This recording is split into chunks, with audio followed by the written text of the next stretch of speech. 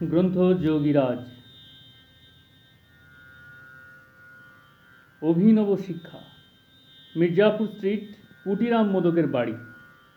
সেখানে অবস্থান করিতেছেন ঠাকুর শ্রী শ্রী কুরুদানন্দ ব্রহ্মচারীজি।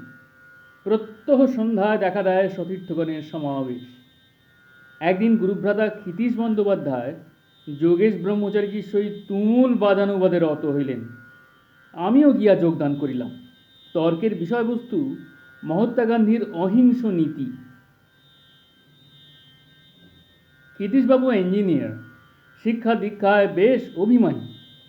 যোগেশ দাদার কোনো যুক্তিকেই আমল দিতে চান না তিনি। বলিতে চান মহাত্মাজি বাঙালি বিদ্বেষী, তাঁর কোনো যোগ্যতা নাই।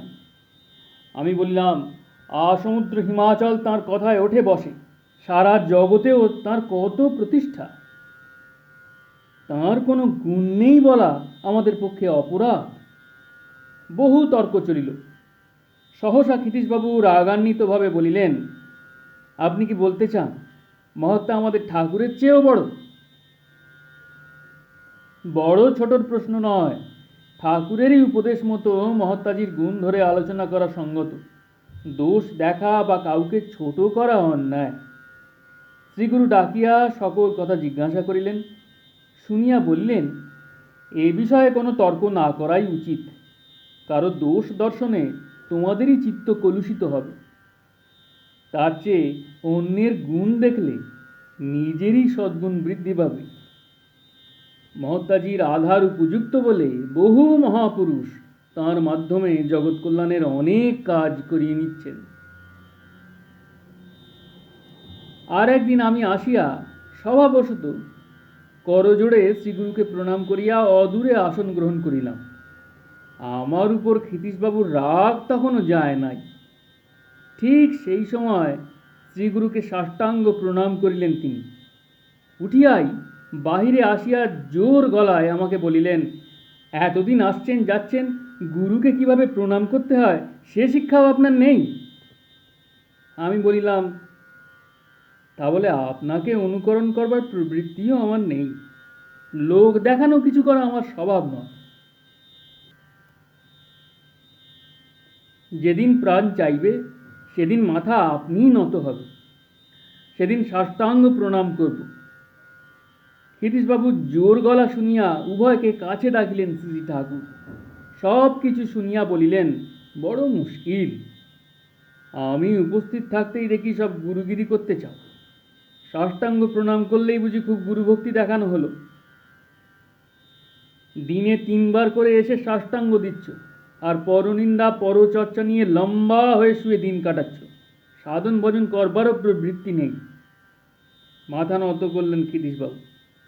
তাহার দিকে চাহিয়া ঠাকুর বলিলেন, তোমরা কেউ কেউ যেমন গুরুমুখী, ক্ষিতীশ তেমনি ধর্মমুখী।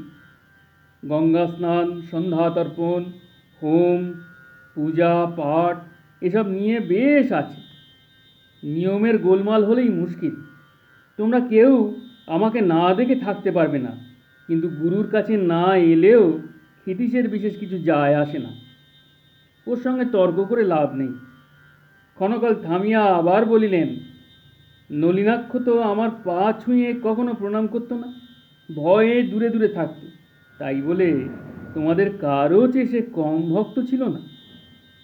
প্রকৃত ভক্তি অনুষ্ঠানে নয়, অন্তরে। আর আনুষ্ঠানিক ধর্ম অপেক্ষা গুরুমুখী হওয়াই শ্রেয়। আজ সেই মহৎ শিক্ষা দিলেন শ্রী শ্রী ঠাকুর। 1336 সাল, প্রয়াগে কুম্ভ মেলা। যমুনার ধারে সেবক সেবিকা সহ একটি বাংলোয় আছেন শ্রী শ্রী ঠাকুর। পার্শ্বে খড়ের ছাউনিতে অবস্থান করিতেছি আমরা প্রায় 100 জন গুরুভ্রাতা। একদিন রাত্রি 1টায় সহসা কাঁদিয়া উঠিলেন সতীর্থ অতীন চক্রবর্তী। বলিলেন, গোসাইজি এসে আমার হাতে এই গিরিমাটি দিয়ে গেলেন, আর এই রঙে কাপড় ছুপিয়ে পড়তে বললেন। পার্শ্বেই শুইয়াছিলাম আমি ও মহানন্দ দাদা। এই কান্নার মধ্যে একটা কপটতার ভাব লক্ষ্য করলাম। পরদিন দুপুরে অতীন দাদা ত্রিবেণীতে স্নান করিতে গেলেন।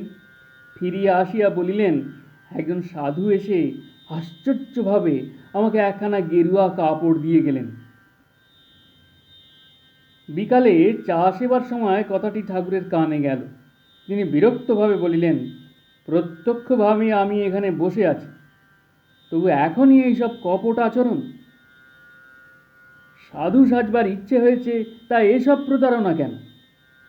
আমার আদেশ উপদেশের যখন কোনো দরকার নেই, তখন যে কোনো সম্প্রদায়ে কোনো মণ্ডলেশ্বরের কাছে সন্ন্যাস নিলেই তো পারে। প্রতিষ্ঠার ভাবই সকলকে প্রতারিত করছে। মান সম্মান কুড়োনোই মূল উদ্দেশ্য। এই সেদিন একজনকে বললাম মুন্ডন করে আসতে, সে জটার মোহ ছাড়তে পারবে না, ছাড়লো শেষে আমাকে। প্রতিষ্ঠা সুকরি বিষ্ঠা, এ কথা কে আর মানে? শ্রী শ্রী ঠাকুরের স্থির আয়ত চক্ষে ঘনায়িত হয় গভীর বেদনা। তিনি বলিতে থাকেন, এসব দেখে শুনে আমারই মনে হয় জটা কটা কেটে বেশ টেরি বাগিয়ে বাবু সেজে বসে থাকি।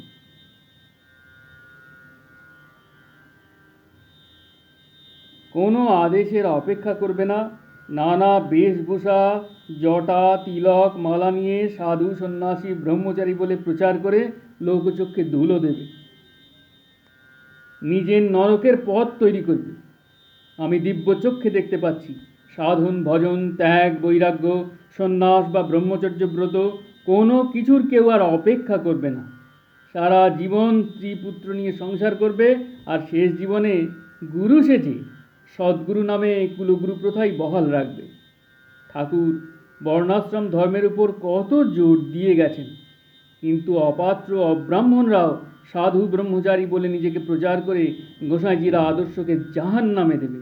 এসব দেখবার আগে ঠাকুর যেন আমাকে তুলে নেন। পুরী আশ্রম। শ্রী শ্রী ঠাকুর বিশ্রাম করিতেছেন। আশেপাশে আছি আমরা কয়েকজন। অন্য এক গুরুভ্রাতা আশ্রমে আসিয়াছেন অনেক দিন পরে। তিনিও আসিয়া বসিলেন। কথা প্রসঙ্গে হিমালয়ের নানা দুর্গম স্থান ঘুরিয়া আসিবার কথা সবিস্তারে বর্ণনা করিতে লাগিলেন। জনৈক গুরুভ্রাতা মৃদু আপত্তি জানাইলেন। আপনারা এইসব কথা বিশ্বাস করতে বলেন? সঙ্গে সঙ্গে মৃদু হাসিয়া ঠাকুর বলিলেন, ও না হয় 100-র মধ্যে 101টাই মিথ্যে কথা বলে, তবু কাজ ভালো কি মন্দ তার বিচার কাজের উদ্দেশ্য দেখে। ও যখন আমাকে খুশি করবার জন্যই সব বলছে, তখনই তো ওর 7 খুন মাপ। তোমরা ওর কথা বিশ্বাস নাই বা করলে। আমরা সকলে পুলকিত হইয়া উঠিলাম। গুরুভ্রাতাটি লজ্জিত হইলেও আমাদের আনন্দে যোগ না দিয়া পারিলেন না। প্রশংসার ছলে তাহার দোষ প্রকাশ করিয়া ঠাকুর দিলেন মধুর শিক্ষা।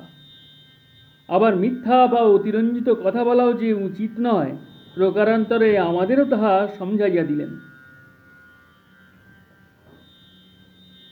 শ্রী শ্রী ঠাকুরের শিক্ষা পদ্ধতি ছিল এমনই ব্যাপক ও দরদপূর্ণ। লজ্জা ও অনুতাপের মধ্য দিয়া অপরাধীর চিত্ত তাহাতে নির্মল হইত, আর সেই অপরাধীর প্রতি ঠাকুরের স্বভাব সুলভ স্নেহ মমতা দেখিয়া অপরেও সবিস্ময়ে তাহা হইতে সকলকে নির্বিচারে ভালোবাসিবার প্রেরণা লাভ করিতেন। ঠাকুরের শিক্ষায় ও কৃপায় আমাদের কয়েকজন গুরুভগ্নীর সেবা কার্য ছিল অতুলনীয়। সেবা নারীর সহজাত প্রবৃত্তি। এজন্য কিভাবে প্রকৃত সেবা করিতে হয় তাহা ভগ্নীদের বিশেষভাবে শিক্ষা দিয়াছিলেন শ্রী শ্রী ঠাকুর। তাহার নির্দেশ ছিল, হাওয়া করিবার সময় প্রতি শ্বাস প্রশ্বাসের নাম চলিবে। কেহ অন্যমনস্ক হইলে বা মনে অন্য কোনো চিন্তার স্থান দিলে ঠাকুর বলিয়া উঠিতেন, গা জ্বলে যাচ্ছে, হাওয়া বন্ধ কর। গুরুভ্রাতা ক্যাপ্টেন হরিশ দাদার স্ত্রী ছিলেন আদর্শ সেবামূর্তি। সমস্ত রাত্রি একভাবে বসিয়া তিনি ঠাকুরকে হাওয়া করিতেন, আর তাহার প্রতি শ্বাস প্রশ্বাসে চলিত অখণ্ড নাম। এজন্য তাহার সেবায় আন্তরিক তৃপ্তি ও আনন্দ লাভ করিতেন শ্রী শ্রী ঠাকুর। ঠাকুরের অন্নের জন্য চাউল বাছিতে হইত। ঠাকুরের আদেশ ছিল, প্রতিটি চাউলের সহিত নিবিড়ভাবে জড়াইয়া থাকিবে এক একটি নাম। অন্যমনস্ক হইলে বা নাম বন্ধ করিলে সে চাউলে অন্ন প্রস্তুত করা চলিবে না। জিতেন্দ্র শঙ্কর দাদার স্ত্রী শ্রীমতী প্রফুল্লময়ী দেবী এই পরীক্ষায় উত্তীর্ণ হন। সেই চাউলে অন্ন সিদ্ধ হইবার সময় ঠাকুর সানন্দে বলিতেন, দেখো না, নামানন্দে প্রতিটি চাল কিভাবে নেচে চলেছে। অন্ন প্রস্তুত করিবার সময়ও শ্বাস প্রশ্বাসের নাম করা ছিল ঠাকুরের আদেশ। এই কার্যে আদর্শ স্থানীয়া ছিলেন গুরুভ্রাতা রাজেন্দ্র ভট্টাচার্যের স্ত্রী শ্রীমতী গুণময়ী দেবী। বাসনপত্র প্রথমে গঙ্গাজল দ্বারা ধুইতে আরম্ভ করিয়া নামযোগে অশ্রুকম্প পুলকে তিনি অধীর হইয়া পড়িতেন। ঠাকুরের জন্য রান্না করিবার পূর্বে পুনঃ পুনঃ সাষ্টাঙ্গ প্রণাম করিয়া জানাইতেন সকাতর প্রার্থনা, ঠাকুর, আমার অপরাধ নিও না, দয়া করে এ অন্ন গ্রহণ করো। পরে রান্না চড়াইয়া অবিরত নামযোগে তাহা শেষ করিতেন। ঠাকুর মুক্ত কণ্ঠে গুণময়ী দেবীর রান্নার প্রশংসা করিতেন এবং পরম প্রীতির সহিত সে অন্ন গ্রহণ করিতেন। গুণময়ী দিদি কিভাবে রান্না করেন তাহা দেখিবার জন্য কয়েকজন গুরুভ্রাতার আগ্রহ জন্মিল। একদিন দিদি রান্না করিবার সময় তাহারা গোপনে অন্তরাল হইতে তাহাকে লক্ষ্য করিতে থাকেন। প্রথম হইতেই দিদিকে কাঁপিতে কাঁপিতে ও ঘন ঘন সাষ্টাঙ্গ প্রণাম করিতে দেখিয়া তাহাকে তাহারা পাগল বলিয়া উপহাস করেন। তা শুনিয়া ঠাকুর বলেন, সে তো ঠিক, পাগল না হলে কি আর এমনি করে প্রাণ ঢেলে আমায় মধুর আনন্দ দিতে পারে? এইরূপ ঐকান্তিক নিষ্ঠা ও যোগ্যতার মানদণ্ডে গুরুভগ্নীরাই ছিলেন ঠাকুরের সেবা কার্যের সমধিক অধিকারী। ইহাতে একসময় কয়েকজন গুরুভ্রাতার মনে আপত্তি উঠিল। এমনকি ভগ্নীদের প্রতি ঠাকুরের পক্ষপাতিত্বের সমালোচনাও শুরু করিলেন তাহারা। ফলে অন্তর্যামী ঠাকুর আদেশ দিলেন, আজ থেকে মেয়েরা আর আমার কিছু করবে না। আমার কাজ কর্ম ও সেবা যত্ন সব কিছু করবে শুধু ছেলেরা। সাগ্রহে ঠাকুরের সেবায় লাগিয়ে গেলেন হিংসুক ও অত্যুৎসাহী কয়েকজন গুরুভ্রাতা। কিন্তু দু একদিনেই তাহাদের সে উৎসাহে বাটা পড়িল। গভীর নিষ্ঠা সহকারে প্রতি শ্বাস প্রশ্বাসে চাউল বাছা, রান্না করা ইত্যাদি অসম্ভব হইয়া উঠিল। অধিকন্তু সারা রাত নামযোগে অচল অটলভাবে হাওয়া করিতে বসিয়াই একে একে নিজের ফাঁদে ধরা পড়িলেন। একজন হাওয়া করিতে করিতে ঘুমের ঘোরে ঠাকুরের দেবদেহের উপর হুমড়ি খাইয়া পড়িয়া অদৃশ্য হইলেন। আরেকজন হাওয়া করিতে আসিয়া একটু পরেই ঘুমে ঢুলিতে ঢুলিতে হাত পাখা দ্বারা ঠাকুরকে আঘাত করিয়াই ছুটিয়া পালাইলেন। দারুণ ভয়ে ও লজ্জায় গভীর রাত্রে আর কেহ হাওয়া করিতে আসিতেই সহসা সাহস পাইলেন না।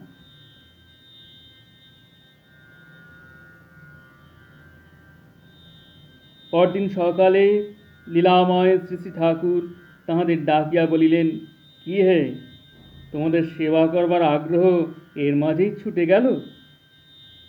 একজন লজ্জিতভাবে বলিলেন, আপনার সেবা করা যে সত্যিই কত কঠিন, আমরা আগে তা বুঝতে পারিনি। স্মিত হাস্যে ঠাকুর বলিলেন, সে কি, তোমাদের মতে মেয়েদের আমি বেশি প্রশ্রয় দিই? গোপনে গুরুনিন্দা করে গুরুমারা বিদ্যা পর্যন্ত আয়ত্ত করেছ, আর